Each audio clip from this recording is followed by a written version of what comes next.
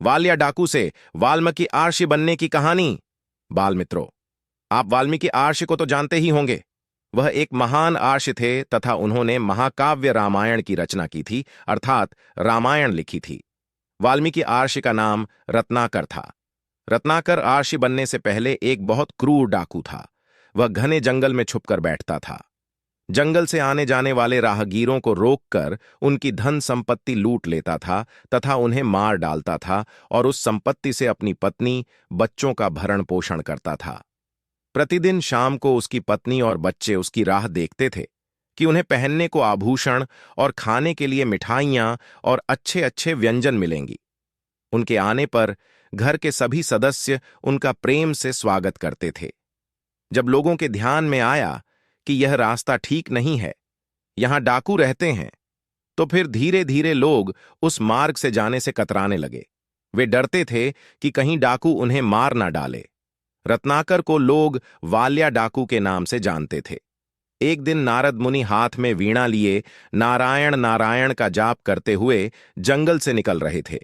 वाल्या डाकू वहीं जंगल में छुपकर बैठा हुआ था तथा यात्रियों की प्रतीक्षा कर रहा था, जिससे वह उन यात्रियों को लूट सके तथा आज अपने परिवार का भरण पोषण कर पाए।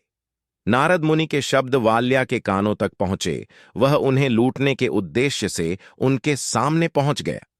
उसके हाथ में उन्हें मारने के लिए तलवार थी। उसने नारद मुनि को लूटने के लिए रोका और कहा कि तुम्हारे पास जो भी है वह मुझे दे दो और तभी तुम आगे जा सकोगे। नारद मुनि ने उसे देखा और शांति से हंसते हुए कहा कि यह देखो, मेरे हाथ में वीणा और मुख में हरिनाम के अलावा मेरे पास कुछ भी नहीं है। इस पर वाल्या डाकू ने अपने हाथ की तलवार उठाई और कहा कि जो है वह सब दे दो, नहीं तो तुम्हारी गर्दन उड़ा दूंगा। इस पर थोड़ा भी गुस्सा न कर नारद मुनि ने कहा कि अरे, मेरी गर्दन खुशी से उड़ाओ, परंतु उसके पूर्व मेरे एक प्रश्न का उत्तर तो दे दो। नारद मुनि का शांत आनंदी मुख देखकर वाल्या डाकू भी थोड़ा विचलित हो गया और बोला, ठीक है, पूछो। इस पर नारद मुनि ने उससे कहा कि यह जो तुम लुटपाट करते हो, इसके कारण तुम्हें बहुत पाप लगेगा। उस पाप के कारण तुम्हें बहुत दुख भोगने पड़ेंगे, तो तुम यह सब क्यों करते हो? उस पर रत्नाकर, वाल्या ने उत्तर दिया कि मैं यह सब अपनी पत्नी और बच्चों के पेट भरने के लिए कर रहा हूं। इस पर नारद मुनि ने कहा, जिनके लिए तुम यह पाप कर रहे हो, वह तुम्हारी पत्नी और बच्चे क्या तुम्हारे इस पाप का आधा फल भोगने हेतु तैयार हैं? इस पर रत्नाकर बोला, हां, उनके लिए ही तो मैं यह सब करता हूं, तब वे तो इस पाप का आधा फल तो भोगेंगे ही। नारद मुनि ने कहा, तुम पहले घर जाओ और उनसे पूछो कि वे तुम्हारे पाप का आधा फल भोगेंगे अथवा नहीं।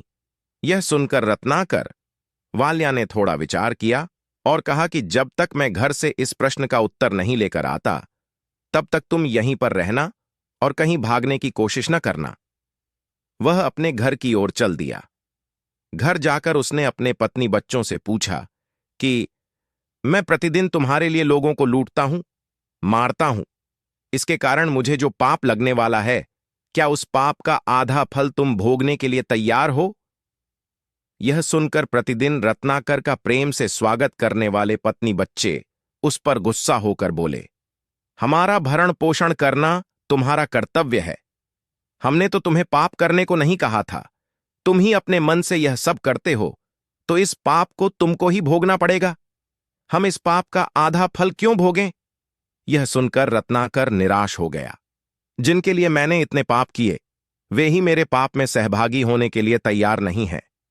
वह दौड़ता हुआ जंगली की ओर आया और नारद मुनि के पैर पकड़कर रोने लगा। वह बोला, मुनिवर, मुझे क्षमा करें। मेरे घर वालों ने मेरे पाप में सहभागी होने से मना कर दिया है। मुझसे तो बड़ी भूल हो गई। मेरी गलतियों के लिए मुझे क्षमा करें। मुझे इस पाप से मुक्त होने का योग्य मार्ग आप ही बताएं। नारद मुनि ने उसकी पीठ पर प्रेम से हाथ फेरा और उसे उठाया। उन्होंने कहा कि तुम श्री राम के नाम का जप किया करो, राम राम बोला करो। इस नाम से तुम्हारे सारे पाप धुल जाएंगे और तुम्हारे सारे दुख नष्ट हो जाएंगे। नारद मुनि का कथन सुनकर वाल्या डाकू ने उनसे आशीर्वाद लिया और वह राम नाम का जप करने लगा। वालिया डाकू ने इतने पाप किए थे कि वह प्रभु श्री राम का नाम भी ठीक से नहीं ले पा रहा था। राम राम कहने की बजाय उसके मुख से मरा मरा शब्द ही निकलता था। वह दिन रात प्रभु श्री राम के नाम के जप की बजाय मरा मरा ही जप करने लगा। इस प्रकार मरा मरा बोलते बोलते उसके मुख से राम राम का नाम निकलने लगा। ऐसे राम नाम जपते जपते 12 वर्ष बीत गए, परंतु वाल्या डाकू अपने स्थान से थोड़ा भी नहीं हिला। वह अपनी सुध बुद्ध भूल गया। वह राम नाम के जप में इतना मग्न हो गया था कि उसके शरीर पर चींटियों ने बांबी बना ली थी, अर्थात चींटियों ने अपना घर बना लिया था और उसे पता भी नहीं चला। बहुत समय बीतने के बाद एक दिन क्या हुआ कि जब नारद मुनि उस जंगल से निकल रहे थे, तब उन्हें चींटियों की बांबी से राम राम की आवाज सुनाई दी। उन्हें बहुत आश्चर्य हुआ। वह तुरंत वहीं रुक गए और सोचने लगे कि यह आवाज इस चींटियों की बांबी से क्यों आ रही है। उन्होंने बांबी की मिट्टी हटाई, तब उन्हें राम नाम में मग्न रत्नाकर दिखाई दिया। रत्नाकर को देख उन्हें बहुत आनंद हुआ। उन्होंने धीमे से रत्नाकर को पुकारा। रत्नाकर ने धीरे धीरे अपनी आंखें खोली तो उसने अपने सामने नारद मुनि को देखा और उसे बहुत आनंद हुआ। उसने उनके पैर पकड़े और उनकी आंखों से अश्रु की धारा बहने लगी, जिससे उनके चरणों का अभिषेक हो गया। नारद मुनि ने उनको उठाया और शांत करते हुए कहा कि उठो, अब से तुम डाकू रत्नाकर नहीं, अब से सारे लोग तुम्हें वाल्मीकि आर्षि के नाम से जानेंगे। आगे जाकर वे वाल्मीकि आर्षि के नाम से प्रसिद्ध हो गए। बच्चों, वाल्मीकि आर्षि के उस रामायण का आदर्श हम सभी अपने जीवन में मानते हैं। बाल मित्रों, आपने देखा ना कि ईश्वर का नाम जपने से किस प्रकार एक डाकू के सभी पाप नष्ट हो गए और वह आर्षि बन गया। हमें भी इसी प्रकार ईश्वर का नाम अर्थात नाम जप करना चाहिए। नाम जप करने से हमारे पाप नष्ट होते हैं। ऐसी तरह की वीडियो देखने के लिए हमारे चैनल को सब्सक्राइब करें।